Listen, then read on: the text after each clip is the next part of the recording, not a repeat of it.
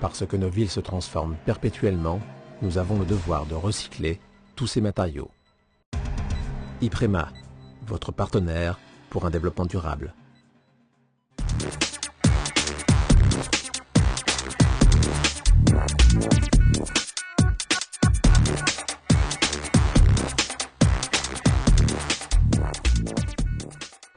Bonjour à tous et bienvenue dans Équilibre, votre magazine sur l'environnement. On passe tout de suite au sommaire de cette émission. À Magny-les-Hameaux, nous avons rencontré deux photographes qui immortalisent depuis l'automne les plantations des jardins de cocagne. Toujours à Magny, l'heure était au grand nettoyage de printemps dans la commune début avril. L'occasion pour les bénévoles de s'informer sur le recyclage. La base de loisirs de Saint-Quentin en Yvelines accueillait la 5e édition de la ronde des butineuses. Une course dont l'objectif est de sensibiliser les sportifs à la protection de l'environnement. Direction ensuite Trappes à la rencontre de deux étudiants de l'ISE. Tout droit revenus du Maroc, vous découvrirez le projet écologique qu'ils ont défendu lors du 4L Trophy. Mais tout de suite, nous partons à la gare de Versailles-Chantier pour une exposition où des étudiants proposent des meubles en matériaux recyclés. Patrick Jacques de Dixmude pour les images. Ici, vous avez du coup un meuble construit entièrement à partir de palettes que nous avons récupérées sur la voie publique. Donc des palettes qui venaient d'un chantier, donc complètement laissé à l'abandon. Donc avec voilà, quelques clous, on a récupéré tout ça et fait ce meuble assez design. Recycler plutôt que gaspiller. À l'initiative de 5 étudiants de l'Institut supérieur de l'environnement de Trappes, une exposition sur la valorisation des encombrants se tenait à la gare de Versailles-Chantier du 4 au 11 avril. L'idée, montrer au public que grâce à quelques efforts, rien ne se perd et tout se transforme. 40% du tout venant est gaspillé et jeté inutilement. L'intérêt de cette exposition était de prendre conscience à la population de ce gaspillage que peu de gens connaissent, dans l'intérêt de leur montrer qu'avec un pot de peinture, quelques clous, quelques vis, on arrive à remettre un meuble en état, ce qui évite de le jeter, de le brûler, de le casser tout simplement. Boîte palettes ramassées sur la voie publique, ancienne armoire à pharmacie ou vieux coffre à jouets. Ici, on fait du neuf avec du vieux, sans manquer de créativité. Donc, le porte-manteau, c'est à partir d'une tringle à rideau qu'on a récupéré. Donc des planches aussi de la même façon, toujours de palettes. On a beaucoup favorisé les palettes parce que c'est beaucoup plus simple à travailler. Et donc un grand pied assez large pour pouvoir mettre suffisamment de poids en haut sans que ça tangue et que ça se penche. Donc ici, voilà, fermer la tringle et ça, on a récupéré ça. Donc c'était un abat-jour de lampe. Toujours dans le but de sensibiliser et d'échanger avec le public, des questionnaires étaient distribués aux visiteurs. Une trentaine de personnes a ainsi pu donner son impression sur l'exposition, pendant que d'autres en ont profité pour glaner quelques conseils bricolage. Christian et Jean-Pierre sont deux photographes amateurs qui immortalisent depuis l'automne les jardins de cocagne de Magny-les-Hameaux. Nous les avons rencontrés, Élodie Moine pour les images.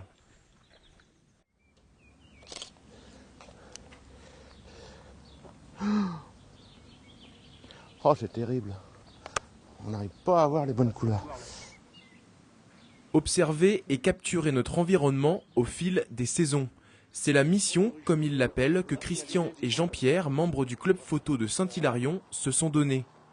Le semis, puis la pousse, et enfin les légumes et fruits arrivés à maturité, c'est cette chronologie agricole qui illustrera leur travail.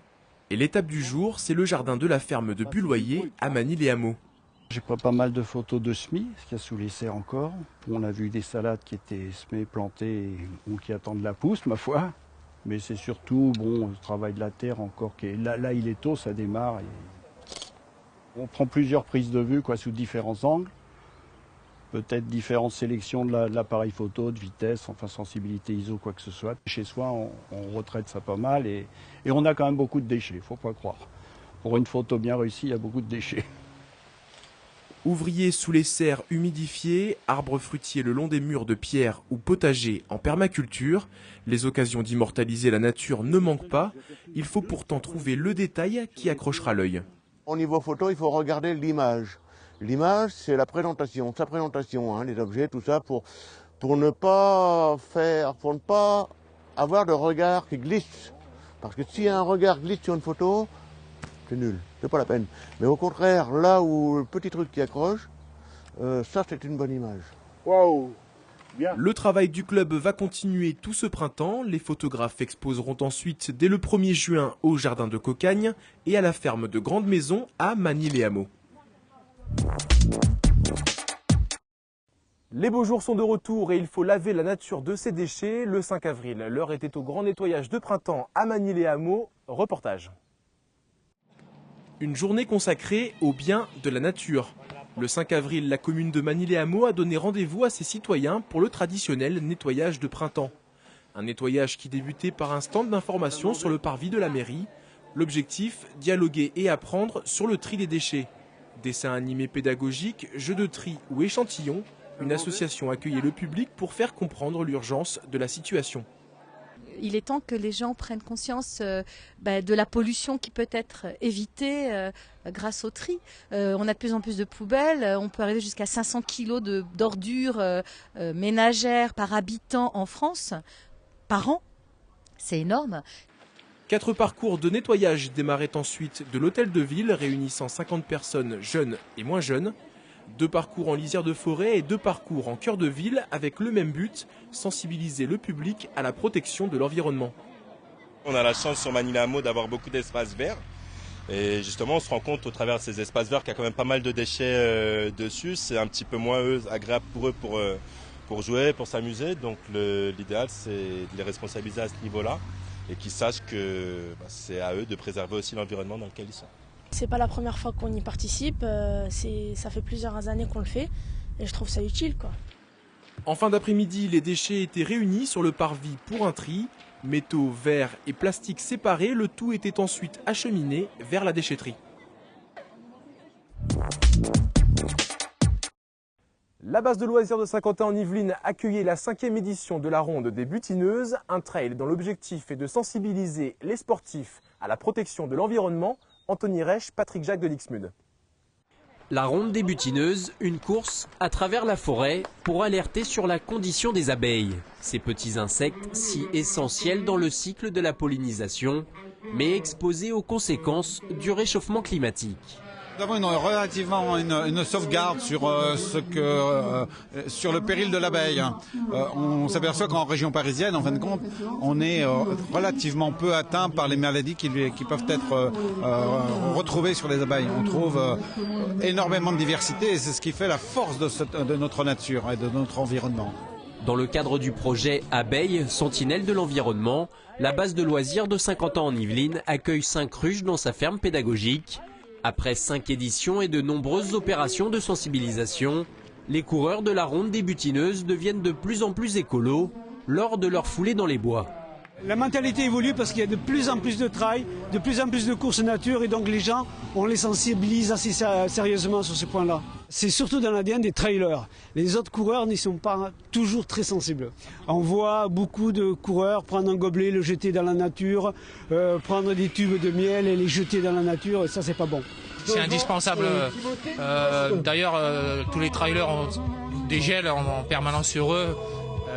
De plus en plus, j'en vois de moins en moins sur le parcours. Maintenant, les gens sont vraiment mobilisés à tenir compte de vraiment la nature et des déchets dans la nature, quoi. Répartie sur 4 épreuves, cette 5e édition de la Ronde des Butineuses a accueilli 490 participants. 2 étudiants de l'ISE à Trappes ont participé au 4L Trophy afin de défendre un projet écologique au Maroc. Nous les avons rencontrés, Elodie Moine pour les images. Un voyage au nom de la biodiversité. C'est en préparant le dernier 4L Trophy que Diane et Florian, 2 étudiants de l'Institut supérieur de l'environnement de Trappes, développent un projet écologique autour de l'abeille. Leur idée, durant les 10 journées de course, consacrer 24 heures à un village de la campagne marocaine, afin de présenter l'activité apicole, son rôle essentiel pour notre écosystème et même de remettre une ruche à une famille. Un projet ambitieux au départ qui s'est concrétisé sur place, notamment grâce à un très bel accueil. Ils étaient vraiment très contents de nous recevoir. Ils ont un peu l'habitude parce qu'il y a une association française qui travaille beaucoup avec eux. Et les enfants sont très attentifs en cours, même les professeurs étaient là, ils prenaient des notes sur ce qu'on disait, etc. même si on ne parle pas la même langue, on a pu communiquer et on a pu leur remettre la ruche, leur montrer les premiers gestes en fait, avec l'enfumoir, comment nourrir les abeilles. Grâce à des plaquettes éducatives, une ruche vitrée et l'aide d'un apiculteur local, Diane et Florian ont pu expliquer aux enfants l'importance de l'abeille dans notre biodiversité et partager avec les habitants du village des moments inoubliables. Humainement, c'est quelque chose qui m'a beaucoup apporté, parce que l'échange avec les enfants, la famille et même les habitants au Maroc, quelque chose de fort.